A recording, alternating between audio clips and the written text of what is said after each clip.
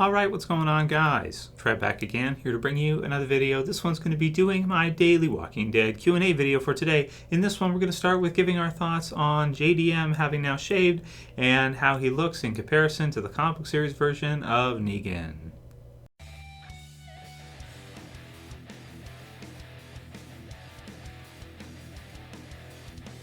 And I'll put the link in the description as usual for you guys so you can check out the picture yourself. It's from undeadwalking.com, who linked it from a Twitter account. It is Michelle Sandija, so you can check it out. There's some other actually kind of funny GIFs on there as well too. There's one of JDM at the top. He's fondling Norman Reedus's peck, so that's a little it's a little weird, a little creepy. It's a little funny at the same time. So check it out. It's fine. Okay, so I want to give my thoughts on this one. A few people had asked and had videos lined up, so we're gonna do it today. So yeah, cool, man. So JDM does shave. He does shave his shit, as he said at the finale. And there's also kind of a bit of a write-up on Undead Walking, which is kind of funny on how we make a big deal of characters' hair. It says, why is hair such a popular topic for The Walking Dead? It's like, and my response to that would be, I don't think it's that it's such a popular topic. I just think that there's so little to talk about, and we're just so amped to talk about Walking Dead and just get into Walking Dead, and there's like nothing going on. So, so this is what it ends up being. We're talking about facial hair, so it's fine, it's cool, whatever. We're talking about whatever we want, I guess.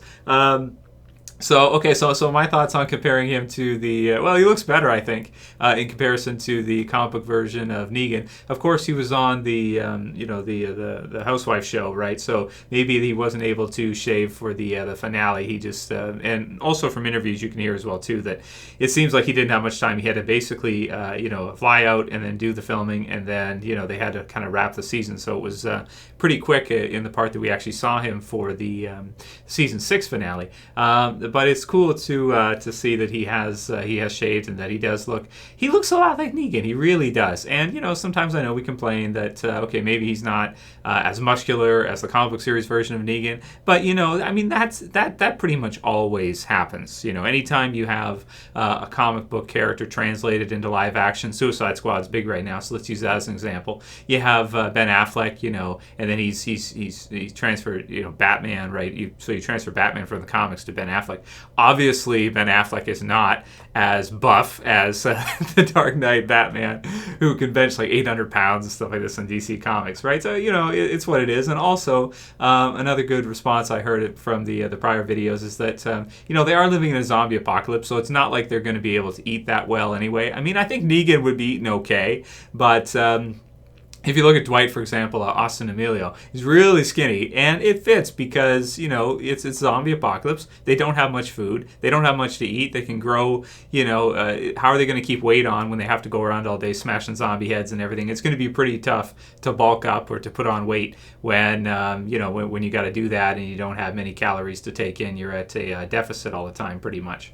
So, but, still, I think he's a great choice for Negan. He really is, and he's big, he's tall. He's taller than all of our members of the Survivors, except I'm not sure about Michael Cudlitz, but compared to Rick, compared to Daryl, and a lot of the others, he's taller and he's physically imposing in comparison. So it's really cool. So awesome stuff. Check out the links for yourself, guys. See what you think. You can write your comments below on what you think. It's a great choice. It really is. It would have been cool to see Henry Rollins too and some others as well. But JDM is a great actor, and I think he's going to make an awesome Negan either way. So very cool.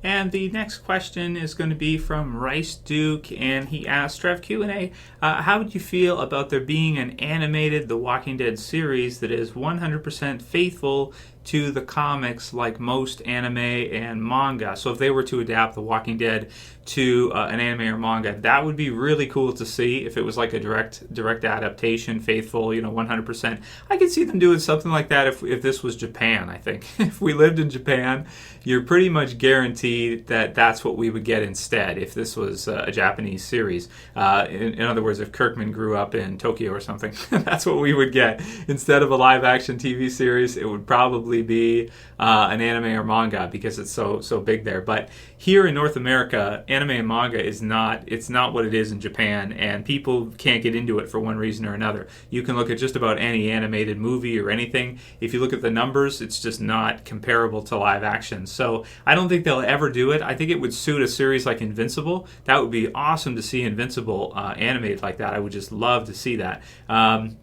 Because Invincible is also a great series, but it could work for Walking Dead 2 with the zombies in that. It's just that, yeah, we would probably never see that. I think it's a great idea, though, and I think it'd be cool if they actually did it, but I don't think they'll go for it. I don't think they'll do it. There was, of course, Todd McFarlane had Spawn, right? He's the president of Image, which was animated. So Spawn was animated, and that actually did actually pretty well considering. It was kind of cool that he decided to try that. But nowadays, I really don't think it would work too well. I would watch it. I'm sure a lot of you guys would watch it, but I don't think it would do that well. Arsonist Asylum says, hey Trev, a big fan. Do you think Morgan and Carol would have a relationship at some point in the series? Thanks. Well, of course, Carol is with Tobin right now, right? So we know they have, I almost want to say like a fling going on. I don't know if it's going to become a concrete long-term relationship. Don't know if Tobin's going to survive, if he's going to live. But they could kill him off at any point, I think.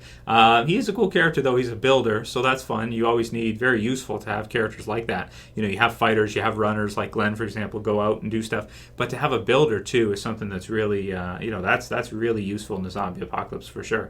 But, yeah, I think so. I think we will see that. And I don't really see Tobin surviving forever, either. You know what I mean? So, as such, Morgan saving Carol's life, yeah, I think that would be good.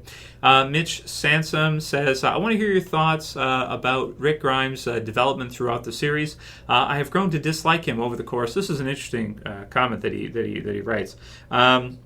Over the course of the past few seasons. So he dislikes him at this point now. He says, similar to the way that Walter White in Breaking Bad slowly grew into a villain over the course of the series, Rick has seemed to go against everything that he once stood for. I wouldn't even mind seeing him killed off by Negan at the start of Season 7, even though I know that won't happen. So this is actually really cool because I was watching some of the SDCC stuff. I'm pretty much caught up on all of it now with the interviews and that from Skybound and Kirkman. And Kirkman, he mentions that, from our perspective, we see Rick's development throughout the series, but we don't see Negan. Now we're getting to see, here's Negan, which is great, so we can kind of see a part of how he became who he is now.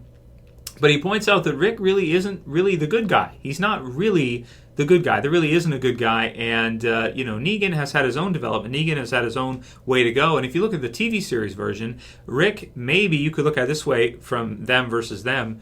Rick, it might be more evil than Negan, right?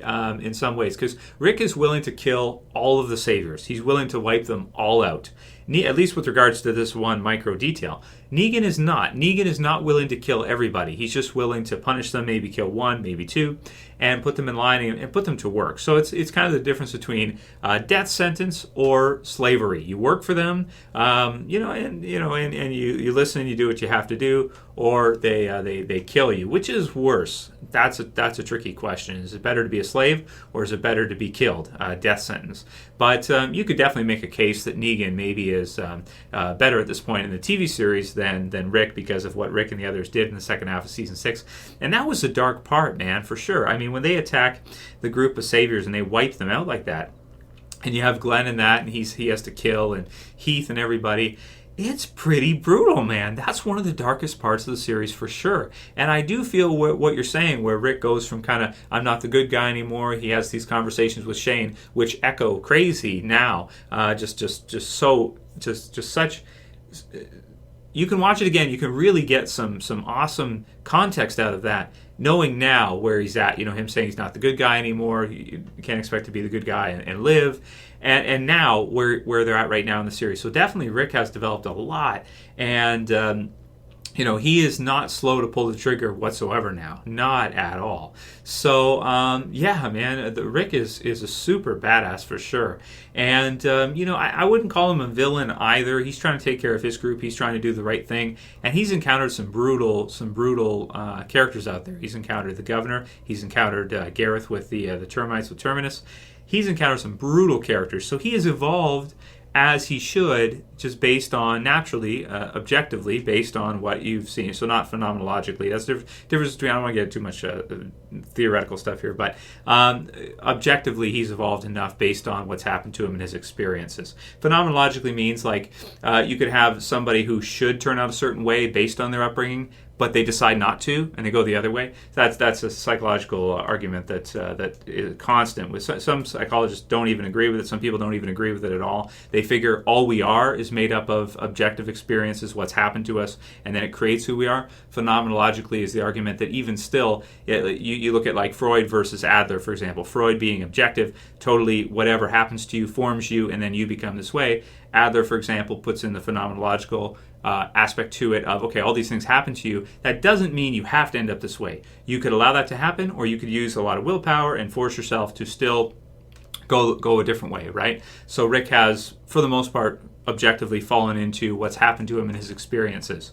But Morgan is helping to, I think, a little bit to influence him and bring him back a little bit. So you guys can write your comments below what you think about Rick's development throughout the series. The question about the anime and manga, which is great. JDM's beard, as we mentioned. And the last one will just be a quick one from Amnest X. This is kind of a tack on from the other day and the discussion about Morales. So, he said, and again, I hate to talk about Morales, but just real quick for everybody. Do you think the whole Morales thing is dead in the water now? All these rumors about him returning in the last couple of seasons were obviously false. But I can't shake the fact that it's kind of a loose end in the TV show with all the new communities showing up in the television series. Do you think it's possible we will ever see him again, or his family, this kind of thing? So personally, I am just done with it at this point. Like, it's been something that's been discussed for over 3 years now for me, each summer, each break, this kind of thing. And he's, the actor who plays him has even come out with a picture saying not dead and stuff, and done autograph signings and appearances and all that stuff at cons and stuff.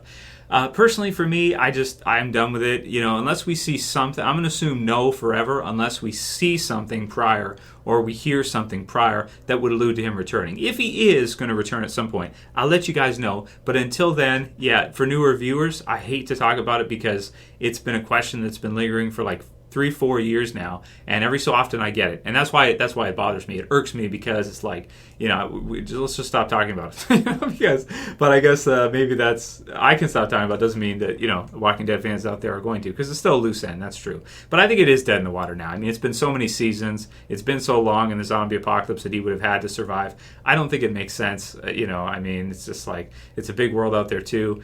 Oh man, I personally would, at this point, I don't want to see him return because it's been so long. So that's what I think. But you guys can also write your comments below on that too.